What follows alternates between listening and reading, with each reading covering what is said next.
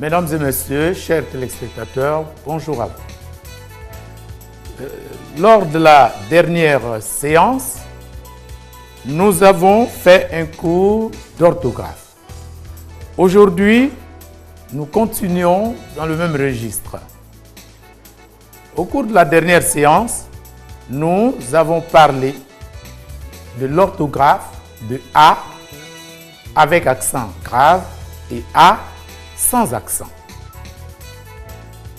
Et nous avons retenu que le A sans accent est le verbe avoir ou bien l'auxiliaire avoir.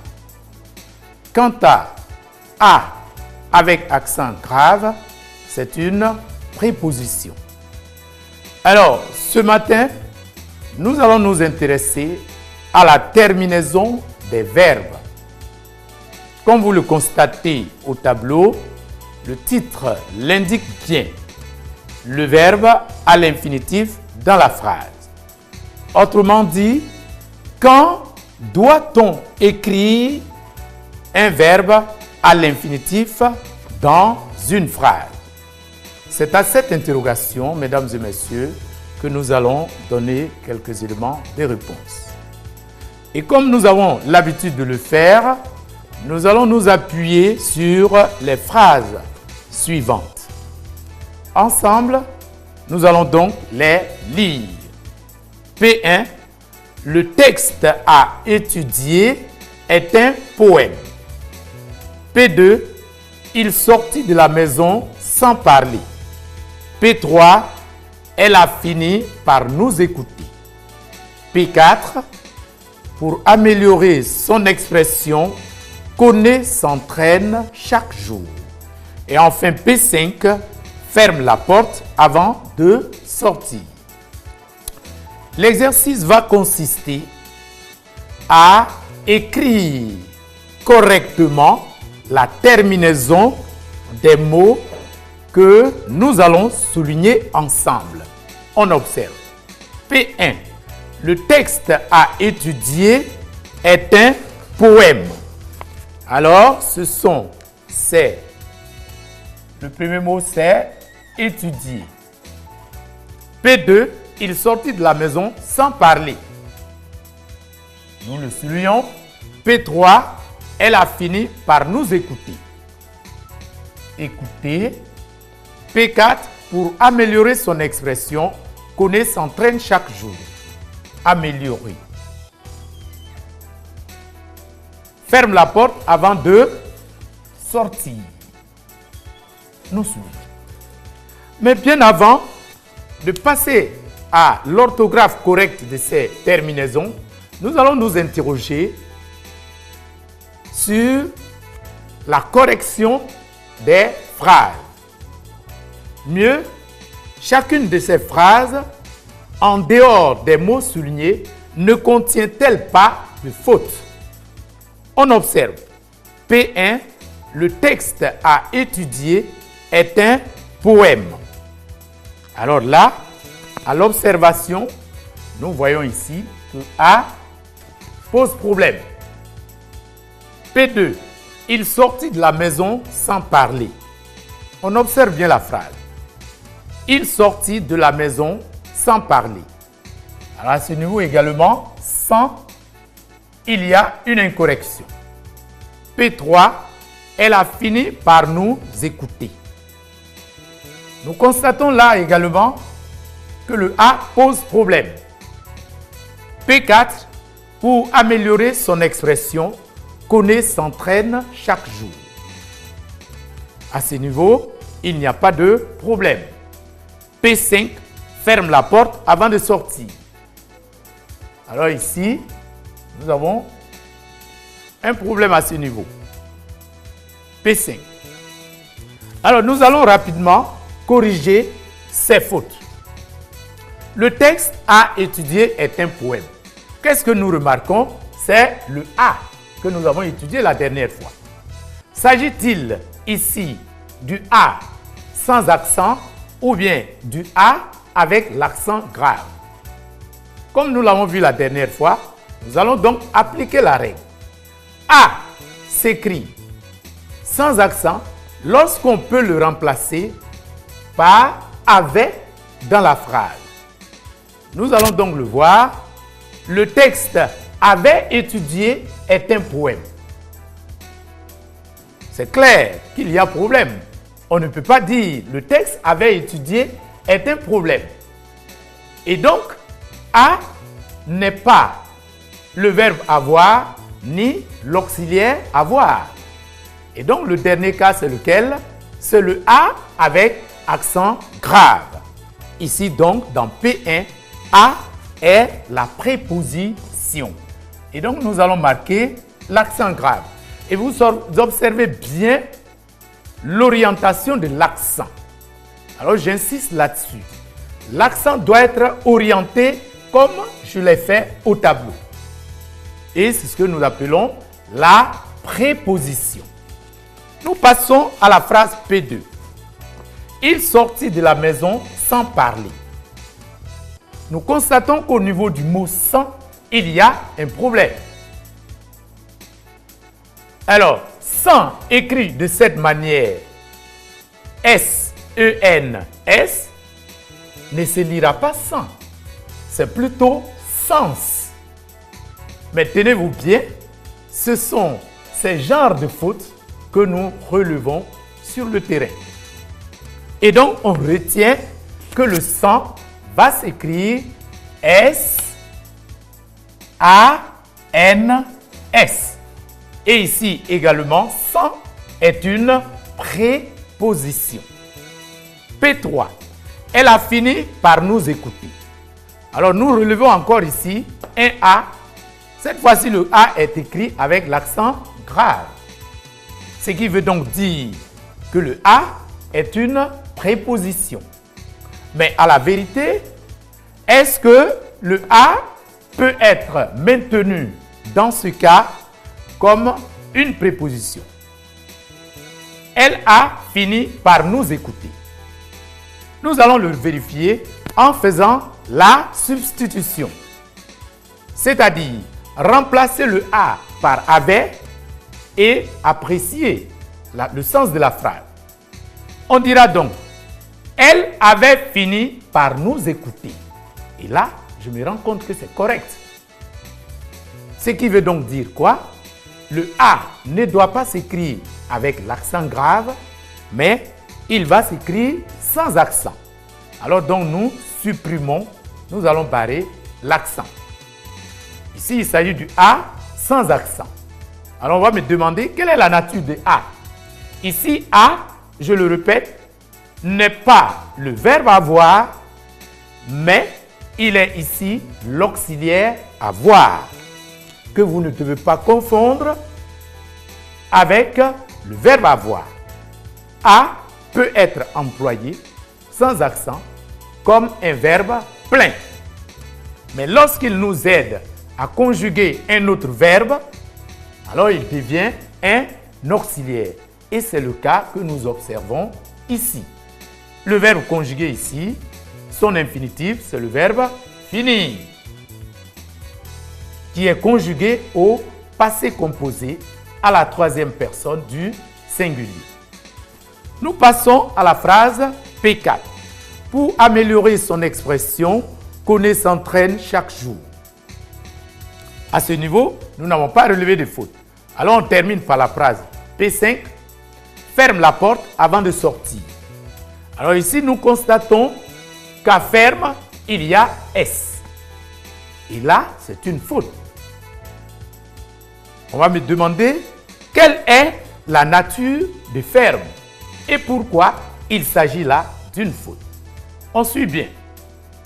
Ferme ici est le verbe conjugué de cette phrase. Je répète, ferme est le verbe conjugué de la phrase P5. Et à quel temps et à quel mode ce verbe est-il conjugué? On observe. Ferme la porte avant de sortir. Qu'est-ce qu'elle exprime cette phrase? C'est un ordre. Alors donc la phrase ici, plutôt le verbe, il est conjugué au mode impératif au temps présent. Ferme est conjugué ici au mode impératif et au temps présent. À quelle personne? Il s'agit là de quelle personne ici? On observe. Quand je dis ferme la porte avant de sortir, cela est clair.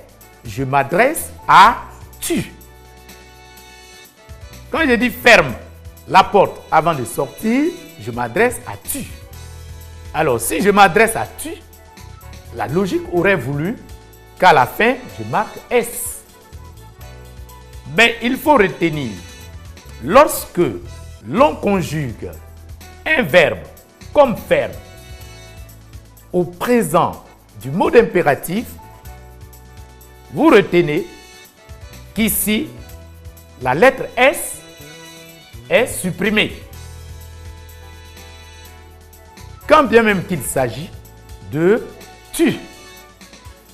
Parce que ferme est un verbe du premier groupe.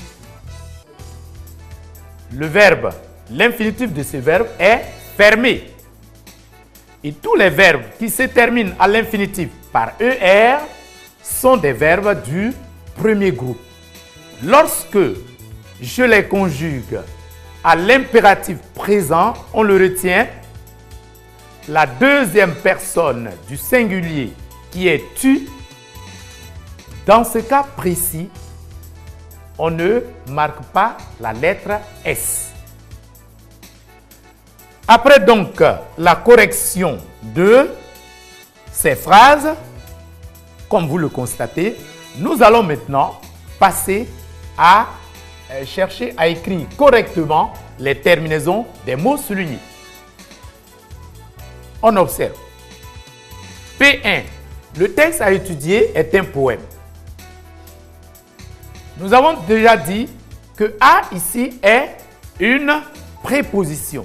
Sinon, est la préposition à. Mais je constate que à précède étudier. Alors, quelle va être la terminaison? Dans ce cas de figure, vous retenez que la terminaison va être ER. Parce que le mot étudier, qui est un verbe, est précédé de la préposition à. Et donc la phrase correcte devient donc ce que vous observez. Le texte à étudier est un poème. Nous passons à la phrase P2. Il sortit de la maison sans parler. Quelle est la nature du sang? Alors la forme correcte, je répète, c'est S-A-N-S. Ce qui est écrit en rouge que vous observez au tableau. Sang, S-A-N-S, est aussi une préposition comme A avec l'accent grave.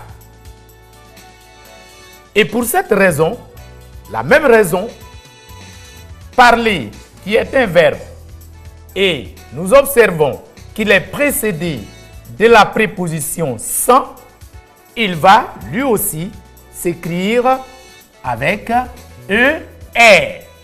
Et la phrase correcte devient « Il sortit de la maison sans parler ». Elle a fini par nous écouter. Ici, c'est exactement la même chose.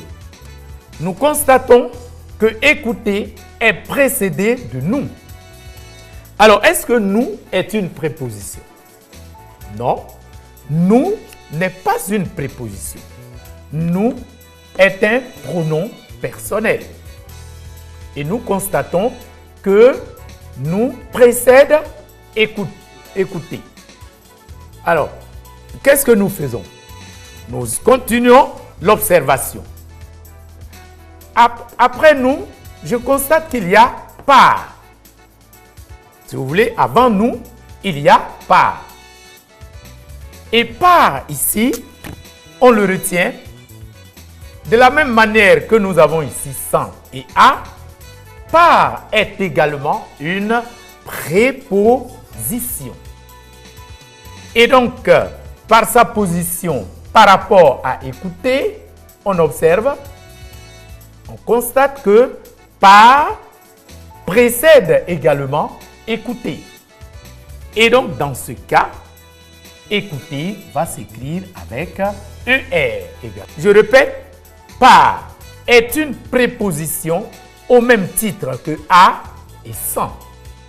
Pour cette raison, lorsque dans une dictée, ou bien lorsque je suis en train de rédiger, qu'il s'agisse d'un devoir, un rapport, une lettre, je n'oublie pas, lorsque par précède le verbe, dans ce cas, ce verbe va s'écrire à l'infinitif. Nous passons à la phrase P4. Pour améliorer son expression, connaît, s'entraîne chaque jour. Alors, le mot à compléter, c'est, bien entendu, améliorer. On observe. Nous remarquons qu'ici aussi, améliorer est précédé de pour. Alors, je vais encadrer ces mots pour que nous puissions mieux les visualiser. Et A qui est ici. Améliorer est précédé de pour. Alors, je m'interroge. Pour est de quelle nature? Comme par, sans et à, pour est également une préposition. C'est la même règle, puisque là, le verbe est précédé de la préposition, il va s'écrire avec ER, c'est-à-dire qu'il se met à l'infinitif. P5. Ferme la porte avant de sortir. On observe, sortir évidemment, c'est un verbe. Nous constatons qu'il est précédé de quel mot? De on regarde bien. De est également une préposition. Et à partir du moment où la préposition de précède le verbe, c'est exactement la même chose. Ce verbe aura pour désinence IR.